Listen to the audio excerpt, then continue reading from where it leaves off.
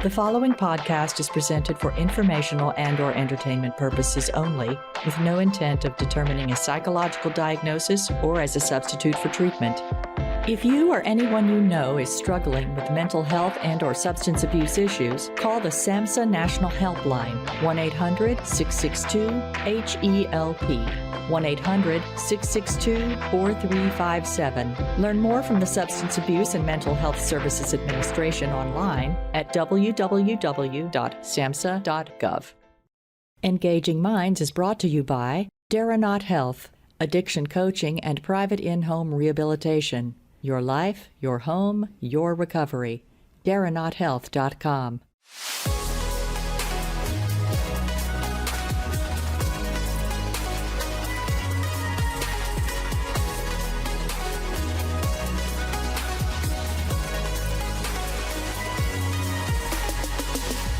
Hey, this is Dr. G, and welcome to Engaging Minds, where we like to look at our world from a deeper, more psychological point of view.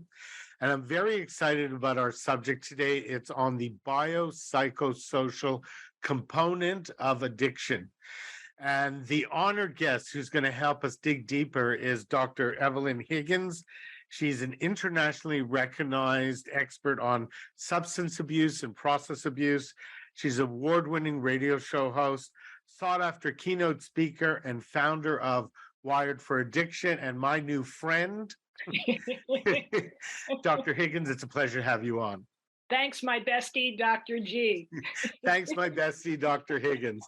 So, Dr. Higgins, one of the things that I find really hard to deal with as a clinician, as a clinical psychologist, is this idea that patients have so much shame when it comes to their addiction, that they feel as though if they had more willpower, that perhaps they have a moral flaw, and that's what's causing them to have this addiction, they'd be more successful in their recovery. And what I've come to understand is there's such a powerful biological component when it comes to addiction. And when I found out about your work, I was so excited because you delve in so deeply to help us understand what that component is.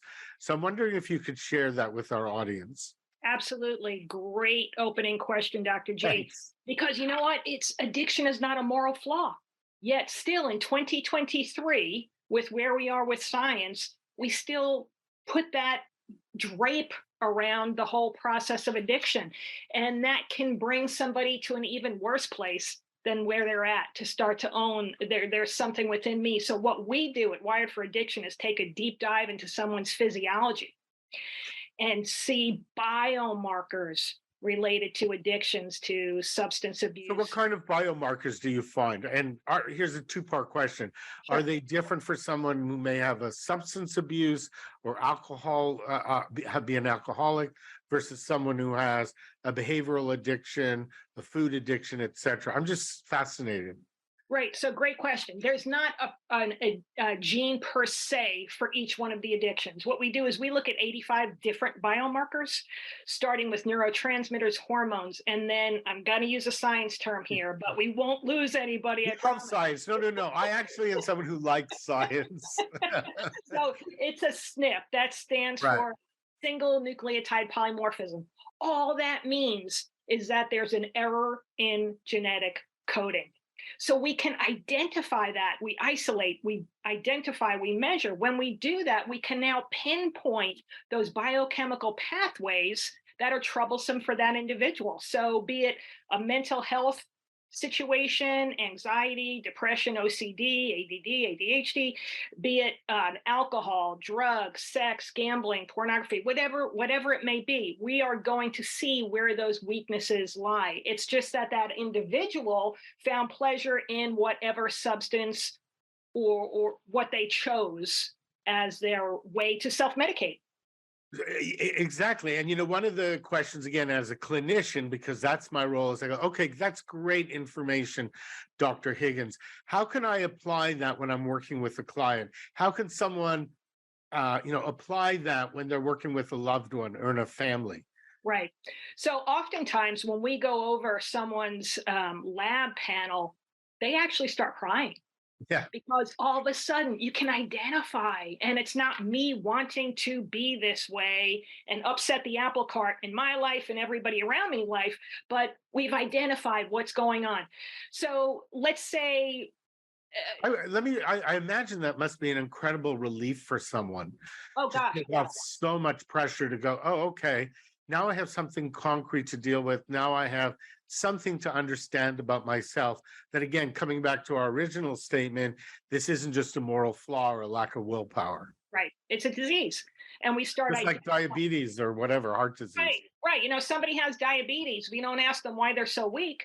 But if someone has an addiction, that's fair game for a question, or so we think. So we identify these biomarkers, what that does for the individual as well as for their loved ones. All of a sudden they say, I get it. You know what? Had I never even talked to you and did any intake, we would still see the picture of how that you are acting clinically, the clinical correlations to what we're finding in the biomarkers. So for the individual, for anyone in their world, all of a sudden it starts to make sense. Yeah, that is the key. It starts to make sense. They can start to put their narrative, their life Exactly. story together.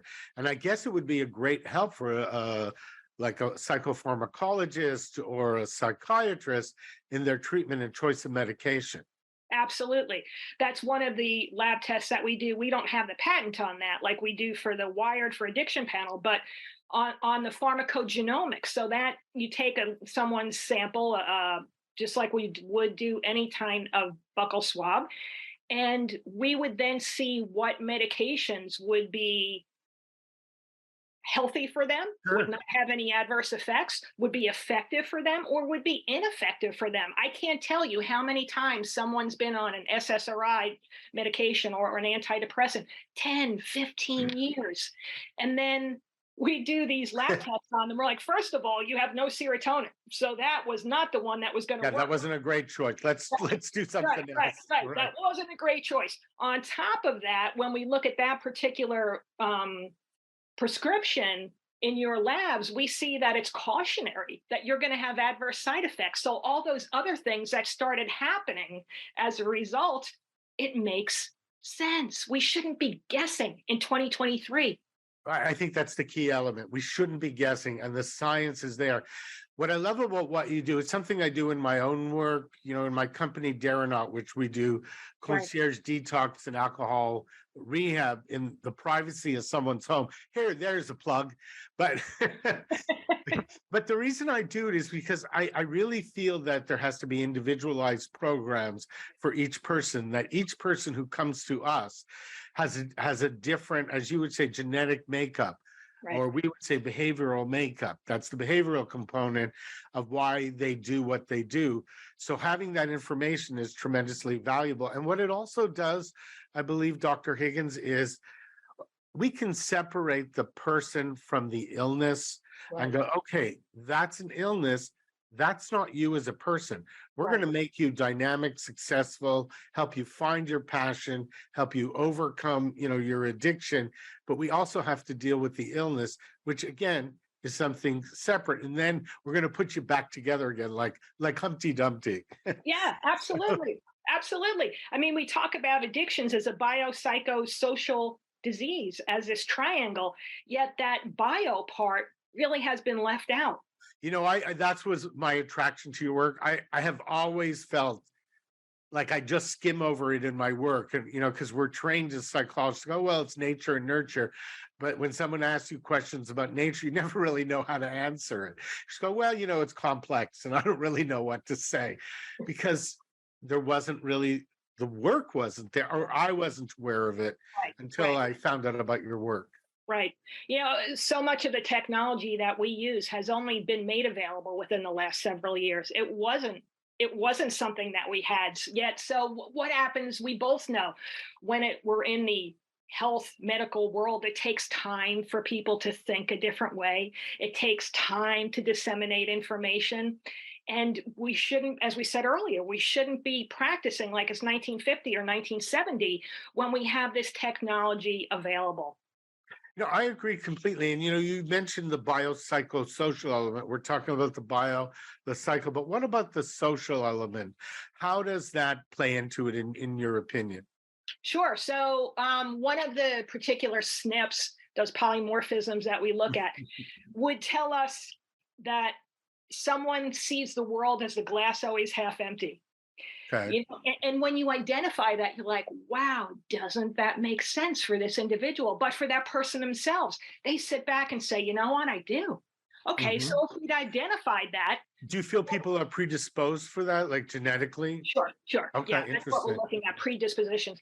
So someone would say, I do always view the world that way. Okay, now that we've identified that, we're going to work on the physiology of that. Let's work on the action steps of that. Let's work on the behavior, what you do. If we Right. know that's your go-to, But every time you get there, like time out, right? Yeah. But you know what I love about that? Because suddenly I felt, okay, I grew up in a family that doesn't look at everything half empty. It's completely empty. I mean, there's just no hope no matter what. Why even bother? But now that I feel like, oh, okay, well, that's something through my own growth, therapy, etc., I've had to learn to deal with. I go, oh, okay. It makes so much sense that I would be biologically, genetically predisposed to that. You just have to meet my parents and you could completely understand where it's coming from. But what it does for me in my own understanding is even in that moment when you said it, I went, oh, okay. Well, no wonder I think that way. It didn't Right. all become so personalized that there was something inherently wrong with me. Right. Right. And I think that's so powerful. I was wondering, you said about society, like, this isn't 1950s, this isn't 1970s. How do we get society to catch up with the scientific, understanding of what you're doing? Because people are so entrenched in their belief system. Right. It's education, and it's things like what you're offering here on your podcast. It's having talks, it's getting that information out there, sharing with other physicians, with other clinicians, with other therapists, saying this is going to make everybody's job easier, and we're going to have better outcomes. So, let's start to bring this information into what we do. Let's start creating a change. Can you also try to, apart from, we talked about addiction or what we call process addiction, but for our audience, things like gambling addiction, sex addiction, shopping addiction. Can you actually test for those too? I mean, are there markers for that? So there, like I said earlier, it's not going to be identified. Okay, here's sex for you. Okay, Yeah. here's alcohol for you. It's going to be those biomarkers that tell us where the weaknesses are, and it's what that individual first finds as the self-medication, which becomes their go-to. Got it. I'm sure you see people with multiple addictions. It's because they found pleasure in the self-medication of more than one. Yeah, I was just going to go there. A lot of times, like I said, one of the things I've worked a lot in is in the obesity community. I worked for a bariatric center for years where I had to do the intake. And I noticed that, a couple things, especially around obesity and food addiction and, binge eating, there was so much shame because people just feel, well, that person's, obese because they have no willpower. And the person believes that too. Right. But what I noticed is even when they have the bariatric surgery, many times and they'll lose 100 pounds, they cross addict. Yeah. They go into alcohol or they go into, like you said, a behavioral addiction. So it seems like the addictive component is just so powerful within their genetic makeup. Right. How many times do you hear out of your patients that, okay, I'm going to stop drinking, and then they're, okay, I started on XYZ pill or whatever. There's that, I just switched. Yeah. And you kind of try to kid yourself for how long that goes on for in each individual. I haven't drank in 6 months, but now I find myself. I'm smoking pot every day. So that, right. Exactly. Yeah. And it's okay now that it's legal. I can do it every day as though. I was going to go there, but I thought we're going to get complicated with the legality of it. Well, yeah. But I mean, just because alcohol is legal doesn't mean you have to drink it Bingo. incessantly all day. Right. So How about, okay, so if someone comes to you, what is the actual process, the testing like? What would someone go through if they came to Wired for Addiction? Sure, great. So we see people all over the world like you do, and we would drop ship the lab kits to them. Okay. Like any other kind of collection samples, we get instructions from the office: don't eat these foods, don't do this, don't do that, for 48 hours prior to the sample. Take the samples, they go off to the lab. We get that information back about 2.5 weeks later. From there, we create what's called a biomarker evaluation report, where we go over each one of these 85 biomarkers, and you clearly understand how you wound up where you are. And then we go over the protocol, what we're going to do to change those biochemical pathways. And that's the whole epigenetics, another science Right. word. But the really cool stuff that exists today that we know we can do.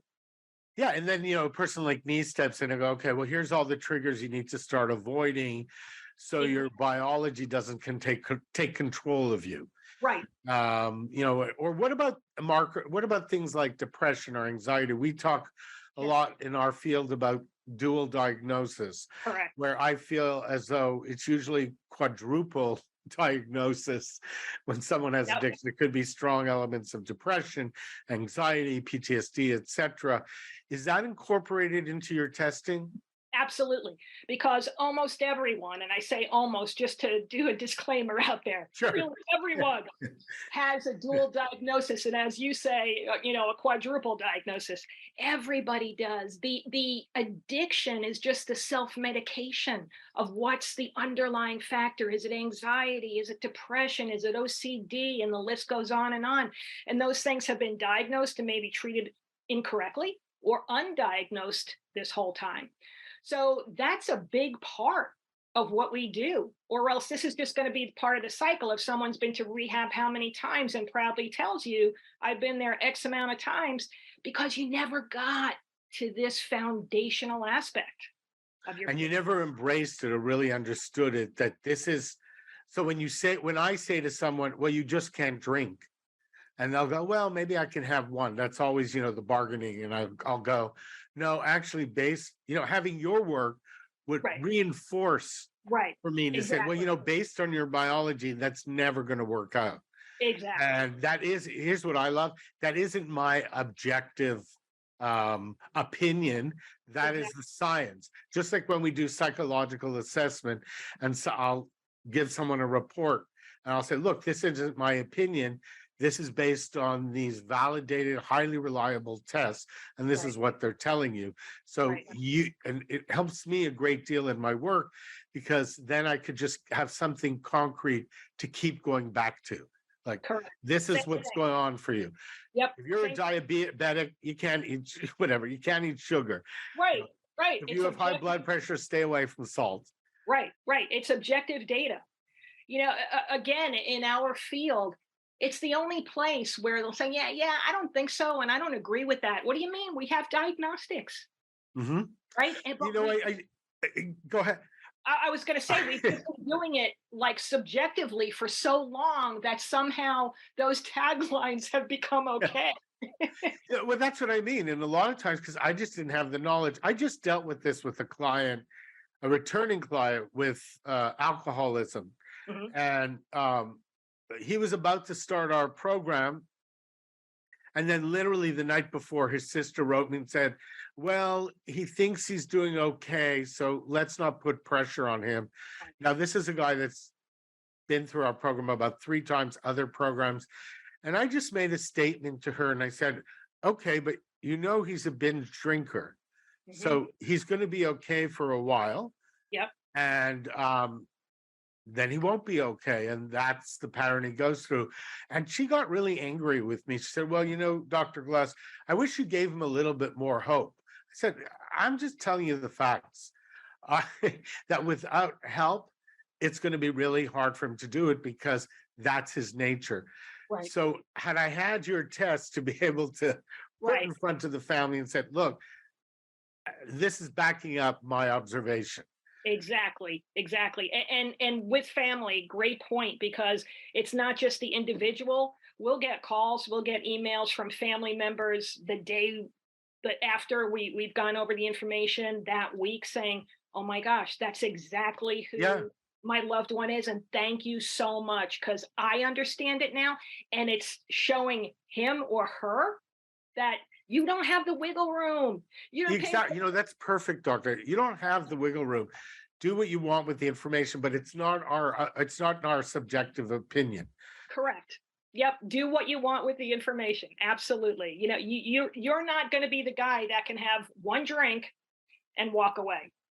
Yeah, it just is what it is. Like, I know that's not an issue for me. I don't really like drinking very much, so I can have a drink and walk away, but that doesn't disqualify me from having other issues. So, I explain that to patients. I want to explore very quickly this idea of how do we get, maybe in a deeper way, society to accept this work and get rid of more of these preconceived notions of, addiction is just willpower, because I think that will help a lot with creating certain legislations or public policies when it comes to dealing with addiction, especially like we see the fentanyl crisis. Right. So I'm wondering if you had, how can we bring this to a political level is what I was thinking of. Actually, we do a lot of work in DC and on the state level. We're at in Tallahassee. We are there probably quarterly to keep on saying this exists, this science is there, and they love to. So it's just pushing, doing the grind, because that's the only way we're going to change things. That's exactly it. Like, people move very slowly and legislation moves slowly. Right. So you just introduce it over and over again. It's like when you're working in therapy and 2 years later, a patient comes to you and said, I had this great idea, Dr. Glass, and they'll tell you what it is. And you're thinking, I actually mentioned that to you like 2 years ago, and we've been talking about it since, but hey, you're there now. And that's all that really matters. Exactly. Meet somebody where they're at, right? You in your mind, you're saying, wow, we did this already. But if they finally bulb went off, we're there. Right, exactly. So, Dr. Higgins, if people wanted to find out more about your work and Wired for Addiction, how can they get in touch with you? Sure. So our website is wiredforaddiction.com. You can go on there. We work with individuals, we work with practitioners like yourself, treatment centers, and we work within the justice system, even incarcerated people. So go to the website, take a look at it, everything. If you think this is something that you'd like to talk out, we do offer even a 15-minute consultation, complimentary, just to see if this is something that would be a fit for you. What have you done? What have you not done? So, share it, see what's going on, for sure. I want to thank you so much for coming on the podcast on Engaging Minds. And I love when you did the little triangle, like our listeners can't see it, but it was biopsychosocial. And I feel as though you gave me this great tool to go, oh, you want to talk biology? Let me put you in touch with Dr. Higgins and her Wired for Addiction, because they're experts to help us understand what the biological genetic makeup is of someone who's dealing with addiction. So again, I want to thank you so much. I want to tell our listeners, if you missed any of that information, you can always contact me at darrenaughthealth.com, and we can forward the information to Dr. Higgins. Dr. Higgins, it was a pleasure to have you on. Dr. G, my pleasure. Thank you so much. My pleasure. Take care. If you or anyone you know is struggling with mental health and/or substance abuse issues, call the SAMHSA National Helpline, 1-800-662-HELP, 1-800-662-4357. Learn more from the Substance Abuse and Mental Health Services Administration online at www.samhsa.gov.